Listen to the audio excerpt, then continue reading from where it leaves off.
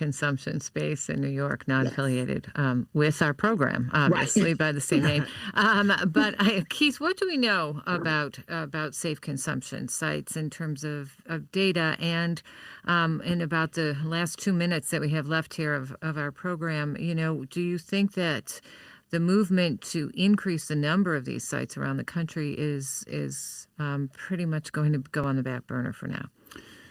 One of the most important things to know that these have been around in different countries for over 40 years, and only a handful of people have died in them in all that time, over, probably millions of drug use episodes. So it's probably not a safer place in the world to use a drug than in one of those sites. That is certainly a good thing. They do treat people, as Shrita just said, as human beings. They give dignity to people who often don't get dignity. That is another really good thing. The challenge is they're very hard to cite. Most people don't like having them in the neighborhood. Not many people access them. Not many, usually they only affect a very narrow area. So they've never really fully taken off. I think to the extent they continue to exist in a new environment will depend on the thing Shrita said is, are they a pathway to recovery? Because recovery is something that everybody who loves somebody who has a drug problem is happy to see. So if they can be part of that, they're more likely to survive. Keith Humphreys, professor of psychiatry at Stanford. Thanks for being with us. Thank you. Shrita Walden, Executive Director of the Kentucky Harm Reduction Coalition. Happy 10th anniversary. Thanks to you as well. Thank you. I'm Deborah Becker. This is On Point.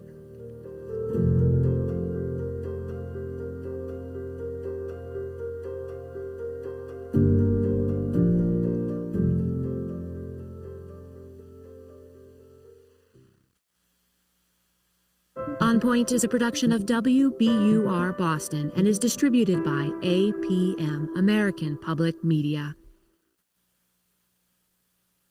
Support for On Point comes from the listeners of WBUR Boston and Storyworth.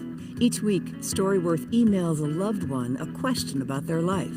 After a year, they'll publish family memories into a bound book to keep forever. Learn more at storyworth.com. And Made in Cookware. Made in Cookware is crafted by chefs for chefs and designed for restaurants and home kitchens around the world. Their cookware can be found at madeincookware.com. Thank you for joining us at KUOW FM Seattle, KUOW Tumwater, and KQOW Bellingham. It's just about noon and time for KUOW's Week in Review. Here to tell you a bit about today's show is Week in Review host Bill Radke. Thank you for letting me tell a bit about the show. I hope I can get you to stay tuned. A Seattle City Councilor is resigning and accusing her colleagues of bullying, as well as backing unfair and harmful policies, eroding checks and balances. Do we have a government culture problem? Is it just hard to be in the legislative minority, or both? We'll discuss that. Also, a federal appeals court says King County went too far in trying to be a sanctuary county. Did the county do the right thing? How might a $10 billion state budget deficit affect you? And the rest of the week's news, and as we always provide, reasons to smile. So stay tuned. Support for KUOW comes from STG, presenting Pink Martini December 31st at the Paramount Theater. Now in their 30th year, Pink Martini with singer China Forbes performs songs from the band's 11 studio albums and multilingual repertoire. Tickets for the New Year's Eve performances at stgpresents.org. And from the Bellingham Farmers Market, supporting agriculture with farmers, artisans, and other producers from Whatcom and Skagit counties. This 100-stall market is 90 minutes north of the Seattle metro region. Open 10 to 2. Info at bellinghamfarmers.org. We have rain returning tonight and sticking around through the weekend. Highs will be in the low 50s. The overnight lows will be in the lower 40s.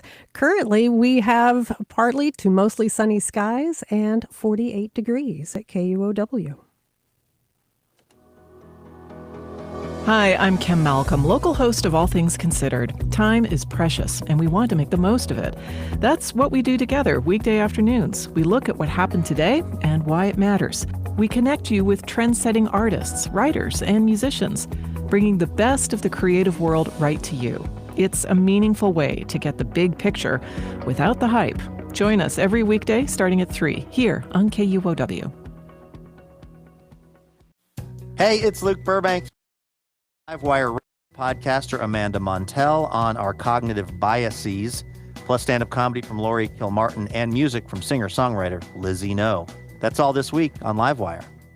A federal judge has ruled that the U.S. Naval Academy can continue to consider a candidate's race when assessing their application to attend the school. NPR's Janaki Mehta reports the decision comes after the Supreme Court ruled against race-conscious affirmative action at other U.S. colleges. An activist group called Students for Fair Admissions argued that the Naval Academy's race-conscious admissions process was unconstitutional and violates what it calls the original principles of the civil rights movement. A U.S. district judge in Baltimore rejected their arguments, writing that, quote, a highly qualified and diverse officer corps remains critical for military effectiveness and thus for national security. Over a year ago, the Supreme Court effectively ended affirmative action at other colleges and universities, leaving out U.S. military academies. Students for Fair Admissions has already said they were disappointed by the latest opinion and that they plan to appeal. Janaki Mehta, NPR News. A Biden administration plan to limit climate pollution from coal and gas-fired power plants was challenged today in a federal appeals court in Washington. NPR's Jeff Brady reports that before judges can even decide the case, President-elect Donald Trump is expected to reverse the regulation. The Environmental Protection Agency last April finished rules requiring coal and gas-fired power plants to eliminate 90% of their carbon dioxide pollution within 15 years. Republican-led states and fossil fuel interests argue the EPA overstepped its authority and relied on pollution-limiting technologies that are not ready for wide use. Reducing climate pollution from power plants would help the U.S. meet its international obligation to zero out greenhouse gases by 2050. But President-elect Trump is expected to pull the country out of the landmark Paris Climate Agreement and restart this rule-making process. Jeff Brady, NPR News. A new congressional effort that will be tasked with cutting government spending is underway on Capitol Hill.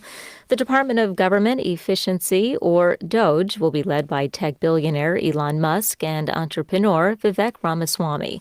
Representative Pete Sessions, a Republican from Texas, is co-chair of the bipartisan House subcommittee. This is a question that we began vetting yesterday with not only Mr. Ramaswamy, but also with Elon Musk. We began talking about not just our relationship, but what goals and how we would aim forward. According to the incoming administration, DOGE was created to slash wasteful spending and help restructure the government. Stocks are trading mixed on Wall Street at this hour. The Dow is down 149 points. The Nasdaq Composite up 127. This is NPR News. This is KUOW News. I'm Paige Browning in Seattle. Snohomish County residents whose property was damaged in the November windstorm can get in-person help today with damage reports. The county launched a new online survey this week so officials can document the damage and work on getting victims federal relief funding. Snohomish County officials have already recorded more than $18 million worth of damage to its public infrastructure. Washington state's legislative session is just around the corner in about a month. As Oregon Public Broadcasting's Eric Newman reports, lawmakers may once again hear the case for raising taxes. Cities in Washington can only raise property tax revenue each year by 1%. For anything beyond that amount, they have to get voter approval. Now, the Association of Washington Cities is hoping to introduce legislation that would increase the limit from 1% to 3%. Candace Bach with the Association of Washington Cities says expenses are going up more than 1%, and this proposal would help cities pay for inflationary costs. It's not a magic bullet to pay for everything that a community needs, all the police officers that they need. Is just hopefully creating a little bit more balance between property tax and other revenue sources to help fund those community needs. Bach says on average, they estimate the change in property taxes would translate to an annual increase of less than $20 per household. I'm Eric Newman reporting. New research from the University of Washington shows that magic mushrooms can help reduce depression in frontline healthcare workers.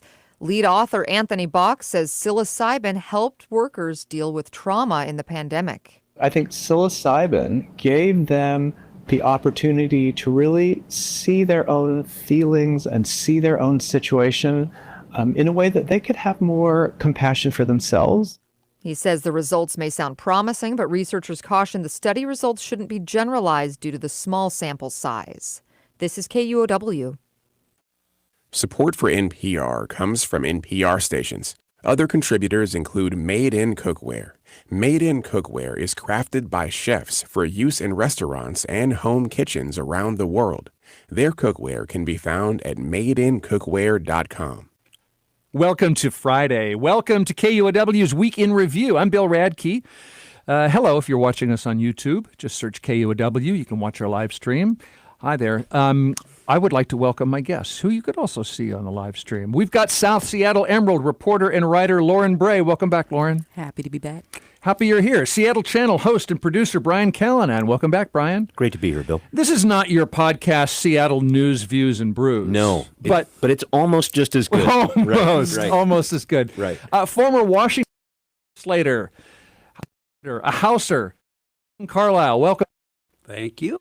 Founder of the climate strategy and investment firm Earth Finance. Now, you've got some legislative experience to share with us. We're going to talk about something in your bailiwick. I don't know what that means, but just wait. We'll find out. Let's see. What else? I'm glad there wasn't a tsunami after all this week. I'm glad. At least not in our neck of the woods. Right. There was a warning for one in case it went by so fast that you didn't even hear about it. There was a tsunami warning. Those of us in the media, it comes across our desk, and oh my God, not just a watch, but a warning because there was an earthquake in near Eureka, California, and so there was a tsunami warning for California and part of Oregon, and then all of a sudden there wasn't. They canceled it. That was good. I think that was Thursday. They called that off. Thursday, a good thing. Yes. Did you know there's not been a tsunami fatality in the lower 48 in 60 years? That 12 people died in Crescent City, California, and then I don't even know when before that. They're quite rare. Knock on wood, Bill. Knock on wood, yes. My wife would say I'm jinxing it. That's the only thing we disagree about. But yes. So yeah, glad to see no tsunami, but still obey the evacuation orders, people. Even if you don't believe them. Year in review coming up on Wednesday. Just telling listeners, December 11th, come join us at Town Hall. I'm told tickets have sold quite briskly, so I don't know what the ticket availability situation is, but I mean, outgoing Governor J. Robert Inslee will be with us, and we have an 8-legged person of the year, so hopefully there's a ticket for you if you go to kuow.org/events, and we'll see you at Town Hall. Okay, shall we get into the news of the week? Okay. Topic number one, Seattle city government has lately taken a rightward shift, as we know, when it comes to public safety, police, and spending on social services. This week, the city seemed to move back a little to the left when a progressive new city council member took office. But now, is it going to step to the right again? The council's leading progressive voice for the last year, District 2 Councilor Tammy Morales of Southeast Seattle, said she will quit her job next month, only 1 year into a 4-year term. 2 weeks before her announcement, in an interview with KUOW, Morales accused her city council colleagues of eroding checks and balances and undermining her work as a policymaker. You know, I have been particularly targeted with bullying and gaslighting all year. And it is bad behavior on the part of our elected officials. As I said, it's making it harder for me to work on behalf of my constituents. And I think it needs to be called out. Targeted with bullying and gaslighting. Brian, you are quite a city council watcher. Watch it very closely. I watch your work on the Seattle Channel. What does she mean? What's an example of Morales being bullied or gaslit? There are a number of different perspectives here. And I don't speak for the council and I don't speak for the channel, but I do observe it very closely. And so let me try to offer some different perspectives here. I think from Councilmember Morales' perspective, it was right off the bat, starting in January, when the person that she beat in the November 2023 election, Tanya Wu, was taken as the replacement for the Position 8 citywide seat that was vacant there after the departure of Councilmember Teresa Mosqueda. And so there's a few different ways to take that. I can understand how she might feel slighted by that. I think that makes sense. And slighted, and also, hey, this is a person who's, again, on some of the issues I just mentioned, is to the right of me, and not someone I want to be on this council if I had a say. And I just beat her. I hear what you're saying there, right? And I guess if you look at a number of different articles about this, Publicola had something earlier this week. There's a laundry list of a number of different things that Councilmember Morales has talked about, including legislation that she was really pushing, and it didn't get support from her different council members. And she really has seen this as a sense of feeling targeted by her fellow council members. I just want to give you some different perspectives on this. I talked with Council President Nelson about this, and she thought that this idea of bullying, she didn't see this as evidence of bullying over the past year. She saw this as evidence of different policy stances when it comes to different things that the council is working on there. Council President Nelson mentioned that just last year she herself was in a minority when it comes to this progressive versus more rightward-leaning type of politics we're talking about here.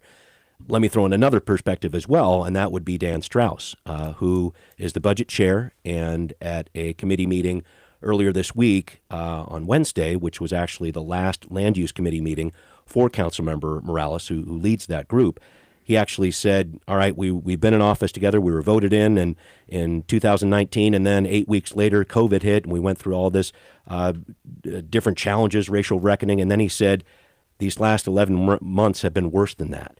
And so I think he had a recognition of what she was going through, at least what she was feeling here. So there's a lot of different perspectives out there. Was it bullying? Was it not? I guess that's something that voters are going to be deciding on over the next couple of years here when we talk about positions for District 2, when we talk about the citywide position 9 race and 8 race that'll be up next year. So there's a lot of things to consider here. Lauryn, you also watch the city council. You speak to city council members. You just spoke to Councilmember Morales. Yeah, when? Like Today? an hour ago. An hour ago. Yeah. What do you think? And what does she say? I'm going to just disagree slightly with your timeline. It was before Tanya Wu was even put in that position that they were kind of coming for Tammy Morales. Mm-hmm. There was an incident during the campaign where it was September 2023. There was a press conference regarding growing concerns for public safety. Nelson had criticized Morales for not attending the press conference, saying, I wonder to myself, where's Tammy Morales on all of this and how is she responding? Morales at the time was in a committee meeting that Nelson was supposed to be at, and she had responded on X, formerly known as Twitter, saying, for the record, I was not invited to this campaign event for my opponent. My question for Sarah is, why were you campaigning instead of attending our transportation committee meeting? But why is that so intolerable as to be bullying? Or are you saying that's an example of bullying? Well, it's an example of taunting, in my opinion. Nelson had, from beginning, had expressed preference of having Wu on the council to Morales. And when Morales won the position over Wu, they turned around and put Wu in the position that Mosqueda left. And there's some even shady background behind that. There was an email that went around with, and I forget who and what his name was, and I didn't expect to bring this up, so I should have looked into it. But if you look at Erica Barnett's coverage of it on Publicola, she has an article about it. But there was an email that went around basically where the council was kind of strong-armed and said, we want Tanya Wu to vote for, and it was a well-respected business executive. Yes. Thank you. I knew somebody was going to say his name if I said it just enough. Thank you. But yeah, and then after that happened, it was kind of like, at least for me, I was like, oh, this is just kind of like a shoo-in situation. Okay. Reuven, you are not a former city councilor, but a former state legislator. But you watch the city too. You understand how government works. What's your take on this dispute leading to a early resignation? Well, first of all, I think my first instinctive reaction is just one of personal grace. I think we can appreciate the magnitude of the emotional and the spiritual challenge of public service. It's not easy, and issues with constituents and issues with your family and just the reality of a tough work environment is incredibly challenging for everyone. And when you're in the public eye and when it's in public service, there's just an added layer of complexity and emotional and spiritual challenge to staying grounded in that. So I can really appreciate that from a personal point of view.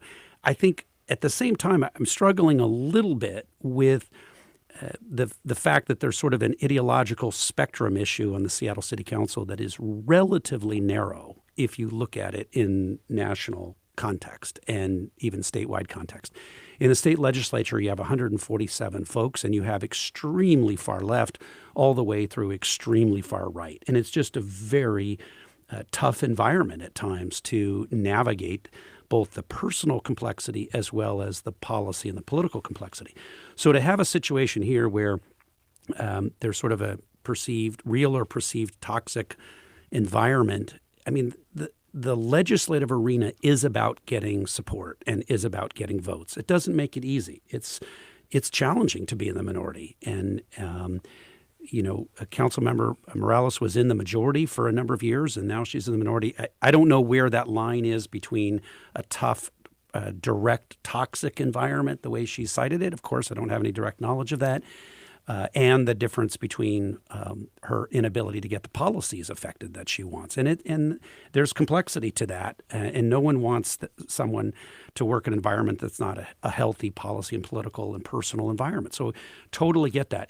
It seems such a short time after winning a re-election to resign. I just sort of wonder if that's in the best service of her constituents. I just sort of wonder about that. It feels pretty extreme, and it feels like maybe she could have announced taking a month off, and we're asking people to reflect deeply on the environment that we've created as a toxic work environment. It feels pretty substantial, and obviously she feels deeply about it, and you have to respect that she's made that choice. And I was very interested to see how she would work with someone like Alexis Mercedes Rink, who won that position 8th seat. And brings in, she's the youngest council member ever voted onto the Seattle City Council, definitely comes in with some different progressive views. And could that be a block that would be working together? We'll never know because Tammy Morales isn't in that position now. So I'm anxious to see the new council in the new year and what sort of political temperature is going to be involved there. Again, when we talk about the elections that will be coming up at the end of next year, we will have Council President Sarah Nelson's position up there. We'll also have the Alexis Mercedes Rink position up there in position 8. Those will be on the ballot, the mayor as well, and the city attorney. So let me ask you, and I want to hear what you have to say about this, Laura. I just want to highlight something I think you're suggesting that maybe, because I think Councilmember Morales has said essentially, I can't do any good for my constituents because I'm the lone voice and I'm boxed out. They're not considering me or my ideas. And so are you suggesting that you think Councilmember Morales could have worked with the new council member, Mercedes Rink, and somehow done maybe not everything they want, but something more for her constituents by being sort of savvy and using that extra vote? And Lauryn, do you have potentially? I would say, yeah. Lauryn, did you have something on that? I mentioned this to Tammy, and she said that she and Alexis have been talking, and that she's been working with her. And I don't think that the math would have worked out regardless, because if you're looking at what has been happening, and it's essentially Tammy has been spending a lot of time on legislation that could have done a lot for her district if it was passed, and it essentially did not get passed because of the ideology of the other people on the council. Adding one person in that is aligned with her is not going to shift those numbers enough to get the legislation that she worked very hard on passed. And that is essentially where she's at with it. She's like, I can sit in my office all day and draft legislation for my district, but when we sit down at the dais and we vote on it, you guys are going to strike it down. And so that's the position that she's in, and she just feels like there's nothing more that she can do on the council that is consistently. And the best example, and we talked about this, is her Connected Communities legislation, which was literally just like policy that would have like made less red tape for community-led development projects. So it would have just lowered regulations for things that have disrupted community led development. And the way that she was saying, she was like, this is not like controversial legislation at all. Like, this has been done before. It's just I want to do it in my district, and they struck it down. Yeah, and she thought in a very dismissive way. Any reaction to that? Yeah, is that ideological difference, or is it? I guess let me jump back a second, because I was interested to see at the start of the year, Councilmember Morales actually had a bill together with Councilmember Kettle, who was the person who nominated Tanya Wu to be the replacement for Mosqueda on the council there. They worked together on some legislation such that the fire department would have a quicker way to investigate buildings that were abandoned, so they wouldn't turn into problems or whatever else. I was interested to see what would build off of that, because that didn't seem like a very likely alliance there. And so she and Kathy Moore were collaborating on a city capital gains tax. Right. And so I was just interested to see, okay, I hear what you're saying in terms of those ideological differences, Lauryn, for sure. But I just feel like there is some room to move on this council here, and I was looking forward to seeing what might happen in this new year. Do you think that needed to be Tammy in order to do that, or do you think that it could have been somebody else that they would have been willing to work with on those policies, because they are ideologically aligned with those things? Maybe Alexis Mercedes Rink could have been that bridge, I guess. Reuven, you seem like you want to add well, something. I guess I'm also sort of thinking back to the fact that 90% of what the council does is operational. It's garbage and utilities and streets and parking and bike lanes. So there is a lot of opportunity for high value work to serve your neighborhood and your community. So it feels like the number of strongly ideological, even the terminology ideology within the city is relatively modest. Yeah. Compared to we only have time for one more question because we have other news to cover. But how does this affect her constituents? And one reason I ask is, will this city council now appoint? They have the chance to appoint for a year or so, appoint another councilor until there's a special election. Are they going to appoint somebody who Tammy Morales' constituents won't appreciate as much as her in the role that they elected her to do? It's going to have to come from District 2, so we'll see on that.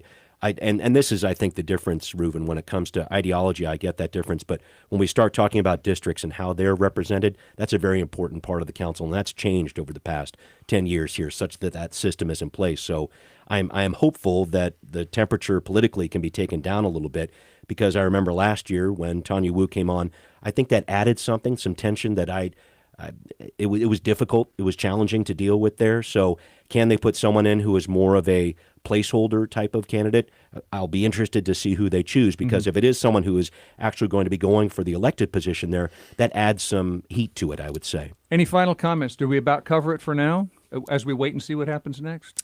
I just want to reiterate that when I was speaking to Tammy, she did not insinuate that this was a personal issue at all. She wanted to be staunch in the fact that she feels like that democracy is being undermined on the current council, and that she does not want to be complacent or a part of that in any way. Okay, well, so she's going to leave on January 6th, I believe it is. City Council has a few weeks to appoint an interim replacement, and there'll be a new election in November.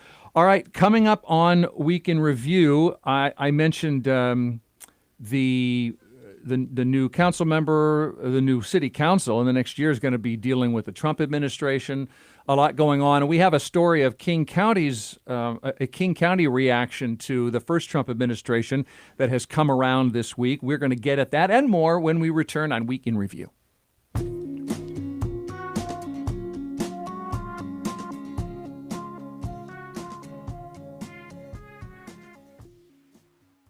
Support for KUOW comes from Third Place Books, with stores in Lake Forest Park, Ravenna, and Seward Park, offering a wide selection of holiday gifts for the book lover and new, signed, and rare editions, in-store or online at thirdplacebooks.com.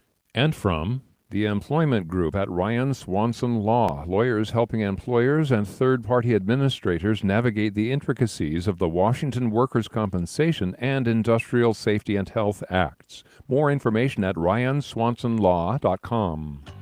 Hi, it's Bill Radke, host of KUOW's Week in Review. Always looking forward to mid-December when we bring Year in Review to a Seattle stage. We make sense of the year's news, and we introduce you to our person of the year who has 8 legs and a heck of a story. December 11th in Seattle. Find out more. Get your tickets now at KUOW.org/events. KUOW Live Events, sponsored by Finney Ridge Painting and BECU.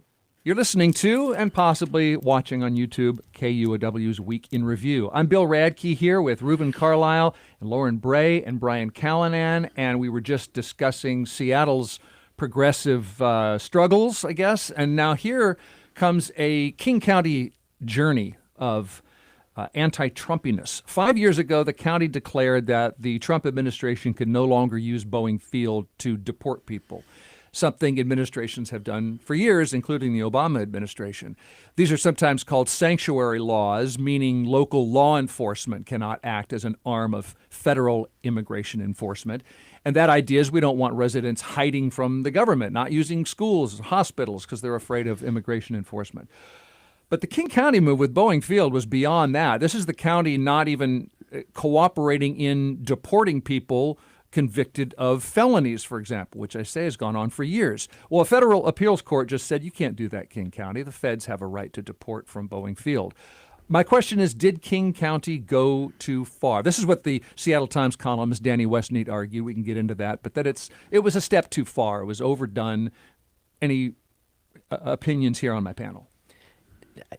This one is such a struggle for me because it's such a fine line here when you talk about you want to make sure that immigrants are protected here, but you want to make sure that your community is safe as well. And so it did feel in many ways that to put down some sort of blanket, no deportations at all can be happening out of here. I think that boxed in King County in a very interesting way and challenging way. What do you mean boxed them in? Meaning it's like, all right, if we're not allowing deportations out of here, then even these hardened criminals that maybe should be not even maybe, should be not in our country, shouldn't be here. I think that's the part that a lot of people have challenges with, certainly what Danny Westneat brought up in his piece.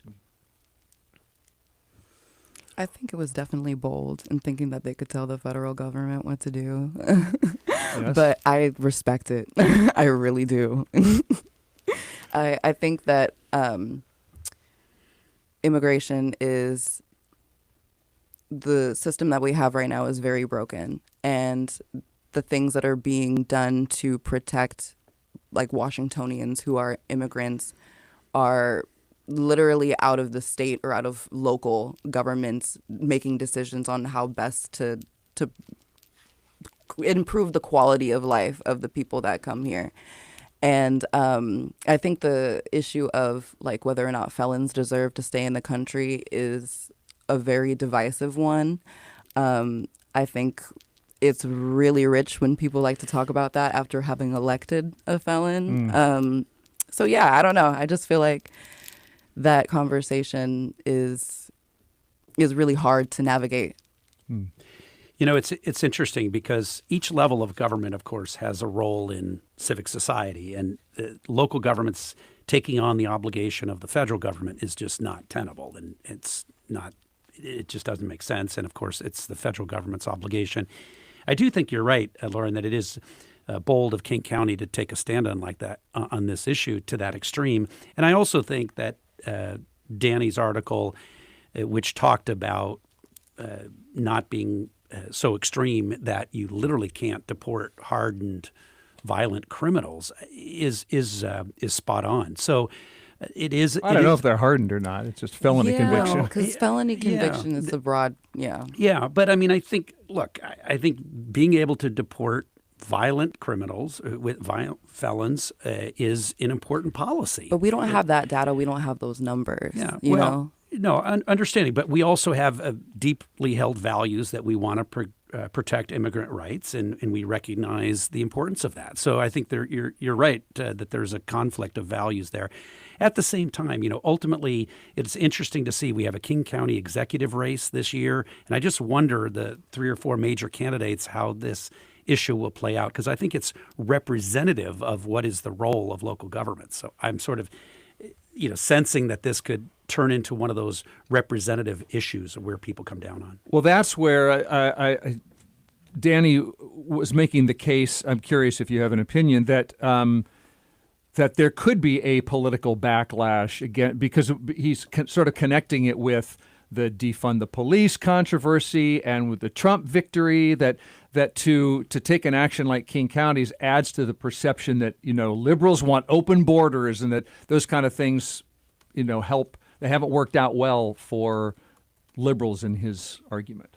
And I would stretch it further than this whole Boeing Field piece, too, because I'm thinking about the Riverton Park United Methodist Church down in Tukwila, which has been taking in asylum seekers for the past year plus here, and talk about a broken system. I mean, and that's the whole issue. And I think you brought this up, Reuven, when there's, and you too, Lauryn, when there's something. Asylum seekers. Right, asylum seekers. And when that piece is broken on the national level, the local governments have to deal with it. And I think King County has been challenged to do this. The city of Seattle has been pushed and challenged to do this. And we've heard from a lot of different lawmakers saying, wait a minute, this is a federal issue, not a local issue. Where's at least some of the help from the federal government to deal with something like this? Because it happens locally. These issues happen locally. All politics is local, and that's definitely a piece right here. So I'd be very interested to see this come up in the King County executive race, because I think it's bigger than this piece from Danny Westneat for sure. And it is, how do we approach immigrants in our community, especially people who are looking for help like asylees? That's right. And I don't think we can understate the impact that shipping folks from Texas has had to blue cities and states around the country. I mean, that had a real profound effect. And we've had a lot of folks here in King County, but I think you're spot on that navigating the complexity of how to do that without federal government support financially is incredibly challenging. Yeah, and I think it feeds into budgeting issues that we'll hopefully talk about later.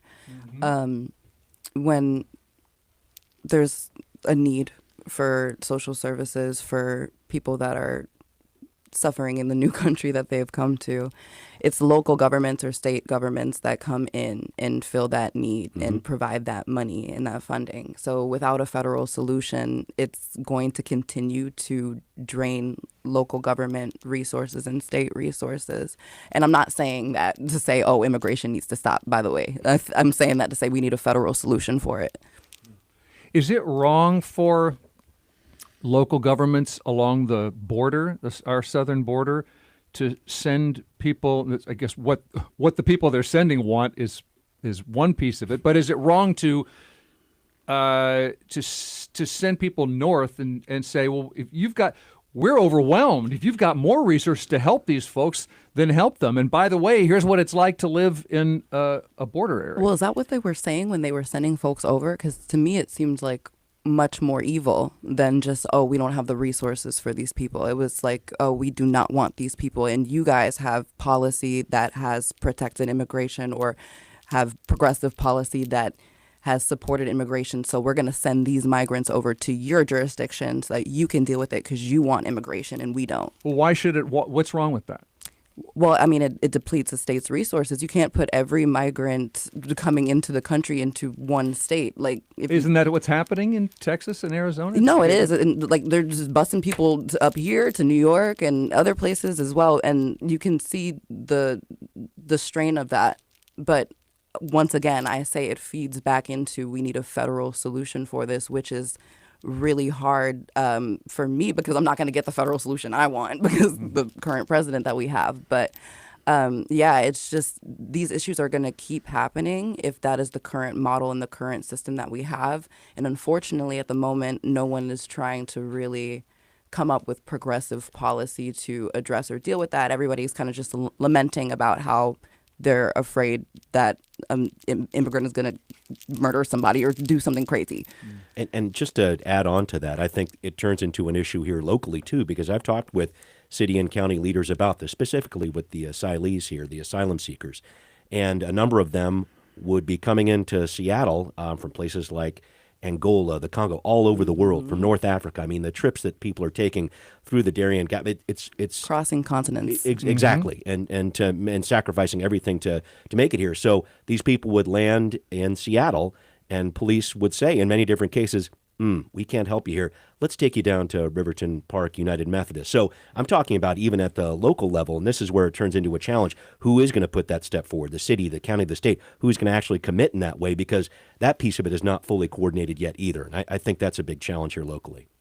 And in a moment, we'll talk about the state's ability to pay for that or anything else. But before we leave, immigration, I just want to bring up one more issue, which is that some Washington state Republicans in the legislature would like to get that backlash going that we were just speaking about. They have said they'll try to repeal the law that says, the state law, about 5-year-old law, I think, that says that local police forces statewide cannot participate in federal immigration enforcement.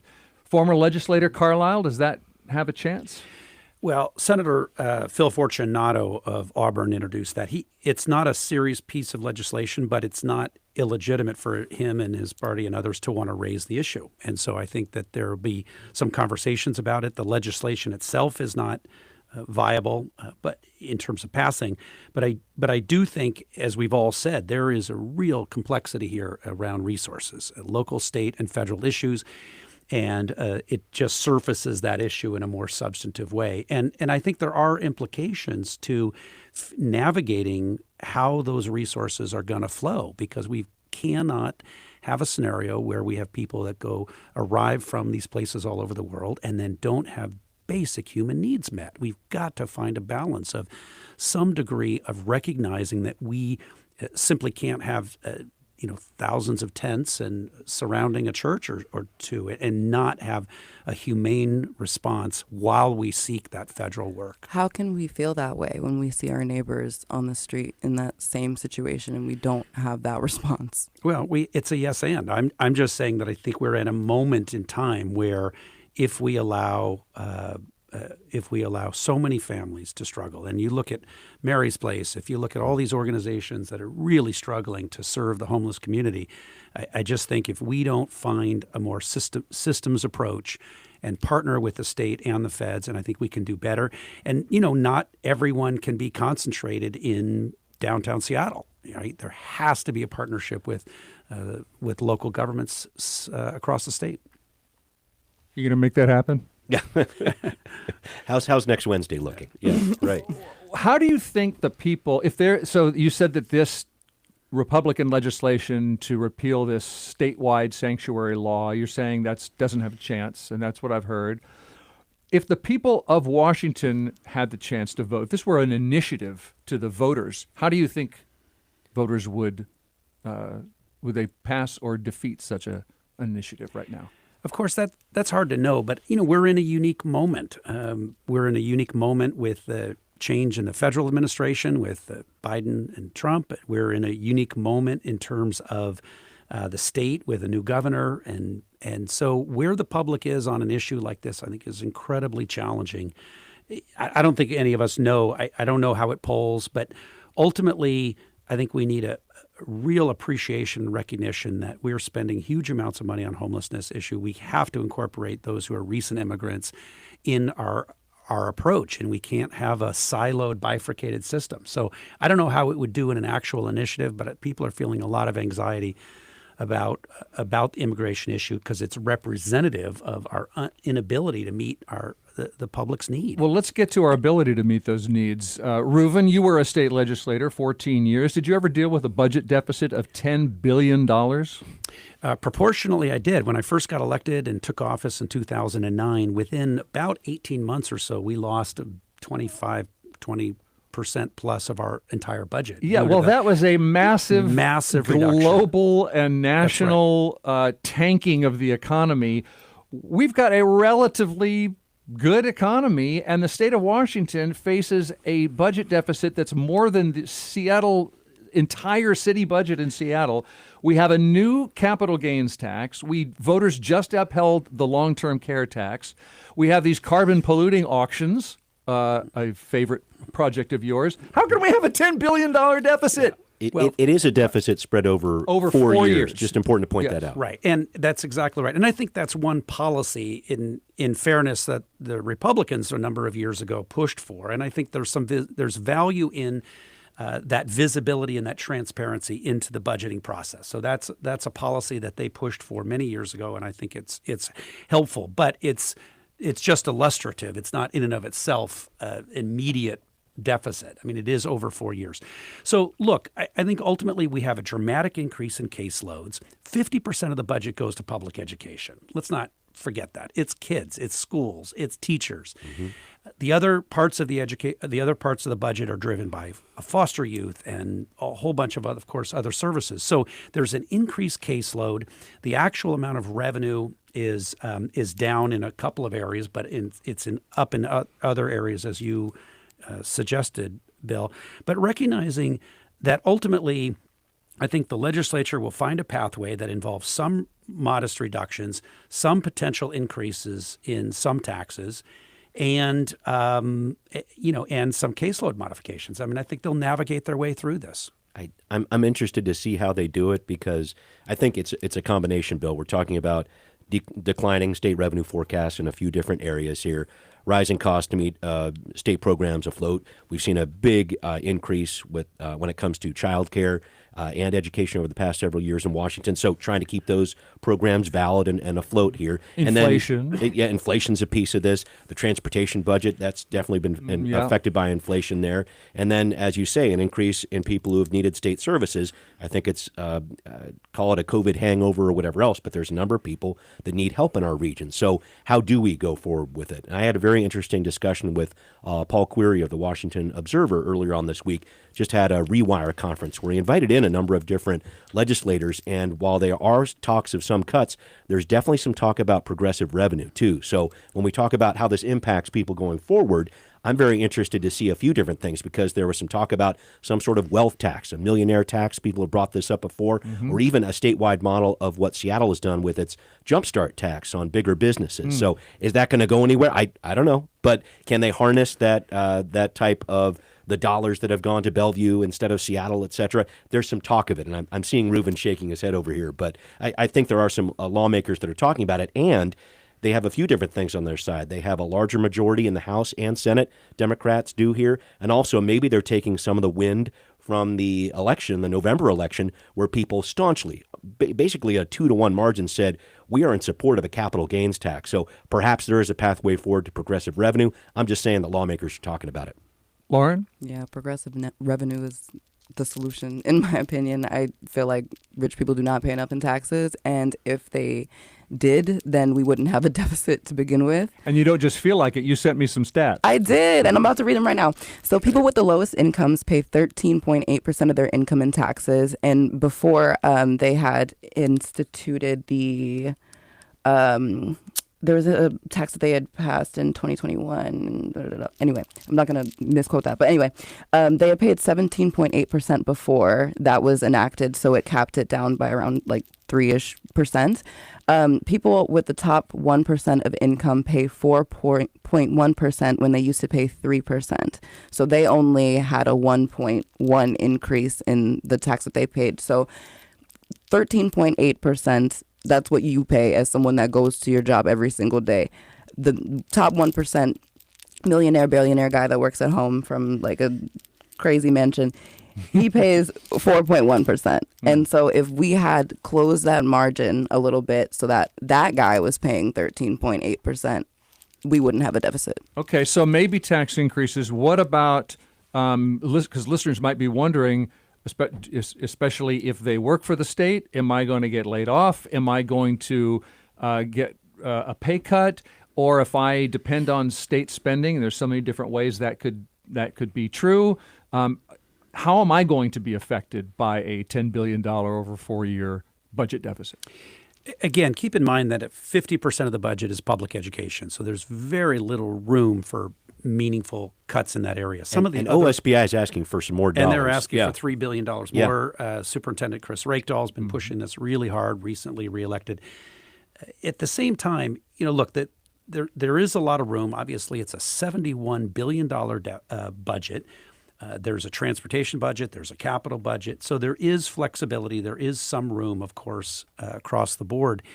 I don't think you'll see really dramatic and substantive changes relative to state employees, relative to a lot of different categories. And we have a new governor. Bob Ferguson, Governor Inslee will submit a budget, but Governor-elect Ferguson will really get his hands into it when he takes office. My instincts are I don't think he's going to be enthusiastic about many new taxes. So I don't see a lot of traction at a substantive level for a number of taxes. And so we can't raise taxes or cut spending. But about that $10 billion deficit. Right. It's going to be 12. Well, and Governor Inslee has talked about a spending freeze. I know that. Yes, that's right. With regard to what's coming up here. So I'm very interested to see what his package looks like. But Reuven, you don't think even with these new majorities in the House and Senate that the Dems might try to move something there with progressive revenue? No, I think there's a very robust conversation that's going to happen. There's no question about it. And I think that you're right that there's a discussion of Jumpstart. There'll be that Seattle tax that could be potentially taken statewide. I think that's unlikely. My instincts are that at the end of the session, when they look for some additional revenue, there's the potential of the business and occupation tax, which is a more traditional business-oriented tax that generally people understand. There's comfort with it. They understand how it works. The legislature took a great deal of action the last few years. I'm super proud. One of my last bills that was passed was a tax cut for the smallest businesses. So up to $500,000 of that initial revenue of small businesses, they don't pay much B&O.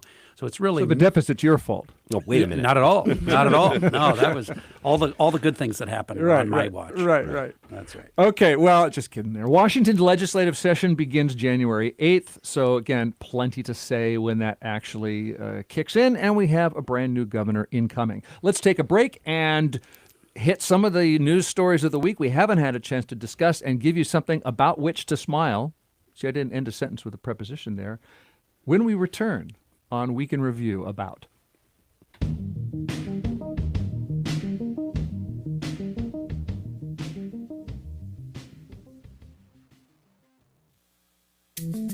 Today on The Daily. In Austin, Texas, a local businessman has undertaken one of the nation's biggest and boldest efforts to confront the crisis of chronic homelessness. I'm Michael Barbaro. That's Today on The Daily from the New York Times. The Daily this afternoon at 2 on KUOW. Support for KUOW comes from the Seattle Art Museum, presenting the exhibition Following Space, now on view, featuring 2 visions of sculpture by American artists Thaddeus Mosley and Alexander Calder, representing art from all angles. Tickets at seattleartmuseum.org. You're listening to KUOW's Week in Review. I'm your host, Bill Radke. I am here with the South Seattle Emerald's Lauryn Bray, with Seattle Channel's Brian Callanan, with former legislator Reuven Carlyle, and we're on YouTube if you want to watch the show. Just search KUOW. Some events of this week that we haven't had a chance to mention yet. Since we were talking about the legislative session a moment ago, some bills have been pre-filed, and I see they include the old turn back the clock bill. Many people hate having to change their clocks twice a year between standard and daylight saving. Going to permanent daylight saving time would require congressional approval. Permanent standard time would not, so that gets introduced every year. Florida Senator Rick Scott calls permanent daylight saving time the Sunshine Protection Act. Quote, Floridians are sick of changing their clocks because we all want more sunshine. Which is a great point. Why does everything have to be one or the other? Why does it have to be sunshine in the morning or in the evening when we can just do both? All sunshine all the time. All sunshine all the time. Yeah. It's not a zero-sum game, Brian. No. Someone needs to interview the sun about this just to figure out what's going on. But that How sounds do you feel good. about having your hours right, cut? Right. I just want to say this is one of the great issues of our time. It really is. And by great issues, I mean an issue that keeps coming up every year and nothing ever changes. Let's see what else happened this week. 2 of Seattle's private colleges are merging. Going to merge over the next couple of years. Seattle U and Cornish College of the Arts. You know, a lot of schools have financial issues. They are going to save some money and merge. Cornish students would still go to class in South Lake Union, but they could also take courses at Seattle U and vice versa. Sounds like a win-win. It's a big deal just because the amount of kids who are actually going to college, that number is shrinking. So I think different colleges around the country have to come up with some different solutions like this one. I think this is pretty exciting for both colleges. I think we're actually at a tipping point. This is representative of that issue. You're going to see colleges all over the country. We have a huge demographic issue. My youngest is an 18-year-old, so I am super in tune with the reality of the college journey. But I will tell you straight up that there's mid-tier colleges all over the state and all over the country that are going to really face challenges associated with enrollment.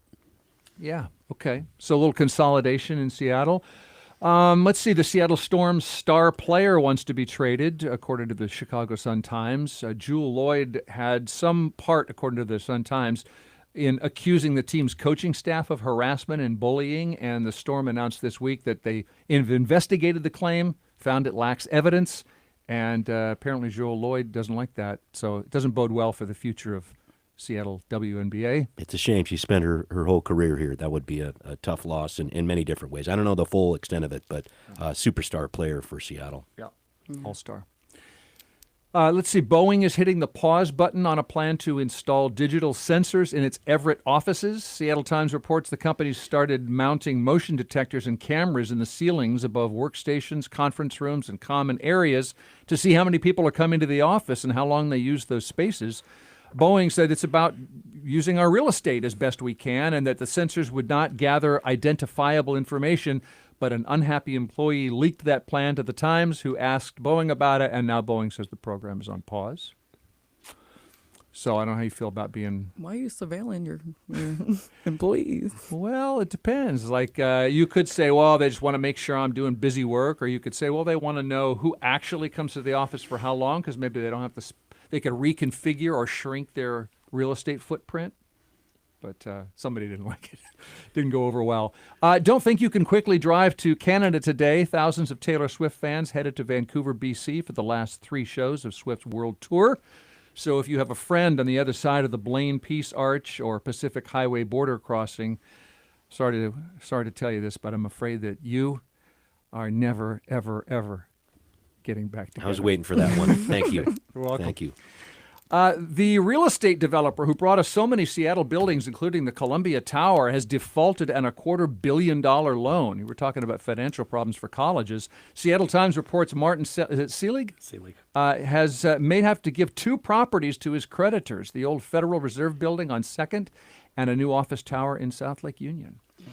You know, Martin Selig is, a lot of people have fun being grumpy at him because he's a big Trump supporter, but you know, at the same time, he has been just incredible for this city. He's been a really innovative developer, has done incredible projects, and he always seems to come out of it. And you know, this is really representative of a 35% vacancy rate downtown. That is a systems issue of. That's what the city council should be focused on. I mean, that is a tough challenge. We've got to recognize that until we get a healthy downtown, the whole city is affected by it. So Martin Selig is affected by that as one of the largest property owners, and we've just got to figure out a way to get a healthy, vibrant downtown. And that's not just public safety. It's not just economics. It's work from home. It's all of these challenges. But it really matters to our quality of life. And it's not just office space either. The council has been talking a lot about taking some of these businesses, these different office spaces, and turning them into residential spaces, which I know is a big switchover. But I think it could be part of the solution here. This isn't great news when you look at it, when you talk about those vacancy rates. That is something that a lot of people are alarmed about at the city level, I know, in terms of talking with them. But I'm interested to see where the city does act on this when it comes to trying to bring in some different residential options, because it's clear to me that the whole office space recovery, it's not going to do it on its own. There have to be some other answers there. Mm-hmm. And we need more housing, so. That's a good point, too. So you're saying the city could just order everyone back to work all the time and install surveillance cameras to make sure that that's being complied with? Right. Let's see how Boeing does with it. Right. Yeah, right. If you call the City of Redmond police, don't be surprised if a drone shows up first. It used to be a police drone had to be operated by a pilot and have an observer watching it fly, but the FAA has told Redmond, you don't need an observer. If you get a 911 call, Redmond police can launch a drone from the roof of City Hall that gets to the scene faster than a patrol car could, sends video back to the officers so they can assess and send more officers, or decide it's no big deal and call off the response. Well, since Lauryn and I are both in the CIA, we're comfortable with this. You but feel good about that? Most people may not be. You just blew your cover. Guys, seriously. I just want to know, like, what if the drone captures something and it's like a timely manner, and then by the time the drone dispatches officers, it's too late. Like, for example, if someone's calling about being actively murdered, the drone gets there, takes the footage, like, oh shit, this is really happening, and then they're like, they get the officers there, and then by the time that they're there, the person passes. The drone got there faster than the patrol car would have, according to Redmond police. Okay, but how long? Because if they dispatch the patrol car just off rip, then they would have cut that time. But then now the drone has to get there, and then they launch have the to drone off of the roof of City Hall. I don't know. Well, okay. From a technology point of view, you want to see experimentation and innovation. That's what makes the Seattle region so unbelievable as the home of Amazon, Microsoft, and everyone else. But ultimately, it seems experimenting with pilot projects with 911 it's a little bit anxiety-inducing. Part of it is there are not as many officers, and I think different departments are looking for solutions. Gotta like give that. it I was just about to say that. Yeah, for sure. Okay, let's give. We always end the show with something to smile about. Because my idea is about the city of Redmond, I'll segue from there, because the city just announced new names for its 5 snow plows, and this is something local governments do a lot. They give funny names to ferry boats and tunnel boring machines and snow plows. Redmond residents nominated the names, and city staff chose the winners, and the mayor, Angela Burney, declared that these winning names, quote, show the resilience and innovation that define Redmond. I don't know what resilience means in this context, but regarding innovation, I fact-checked this. Actually, 4 of the 5 names are, in fact, not innovative, because many towns have snowplows called Big Leplowski and Scoop Dog and Betty Whiteout and even Snowbee Wan Kenobi. Those exist in other places, and they're not really original. They're not local. They're not specific to Redmond until you get to the name Control, Salt, Delete, which I would argue is specific to the home of Microsoft. That did make me smile, and for that, Redmond, I thank you. Tip of the cap, for sure. Done. Yeah. And how about you? Smiling at anything? I was smiling. December 6th is actually a combo holiday. Not only is it National Gazpacho Day, it's also National Microwave Oven Day. So cold soup, hot popcorn, I'm in heaven. This is good to hear. I would have thought that's a mismatch, gazpacho and not the way I eat They go lunch. together. No way. Okay. Yeah. Anybody else? What made me smile? King County Councilmember Gurmai is running for executive. Okay. That made me smile. All right. That's going to be, we're going to talk about a lot about that in 2025. Well, I can't help it. I have a proud father moment. I have 4 kids. My oldest daughter, Addie, is a third-year dental student at the University of Washington School of Dentistry. And she had, as a third year, she had a tough week with tough cases of extractions and fillings, and she did exceptionally well. And I just am so proud, and I can't help it. That's my smile. Way to go. In fact, I'm having a little dental issue myself. So Addie, is it? Addie Carlyle. Okay. Talk after the show. That's right. Talk after the show. Dentist coming. All right. Well, that's all we have time for. By the way, I might have gone with the snowplow name Cleopatra, which I do like. That's a good one. But it's not local to Redmond, so I think Control, Salt, Delete is better. It's local. If the snowplow is in Egypt, then Cleopatra would be very local, very excellent. I thank you for listening to Week in Review, and I want to thank each of you, South Seattle Emerald reporter, writer Lauryn Bray. Thank you. Thank you. Seattle Channel host and producer, and host of the Seattle News, Views, and Brews podcast. Thank you, Brian Callanan. Thanks, Bill. Founder of Earth Finance and former member of the Washington State House and Senate. Thank you, Reuven Carlyle. Thank you. And to producer Kevin Kniestedt and Kathy Faulkner on the radio board, social media support from Juan Pablo Chiquiza, and audio support from Hans Tweit. I'm Bill Radke. I hope to see you Wednesday, December 11th at Town Hall. Get your tickets by going to KUOW.org/events. I'm talking about our annual Year in Review show with Governor Inslee and an 8-legged person of the year and our panel, news panel, and more. Thanks for listening.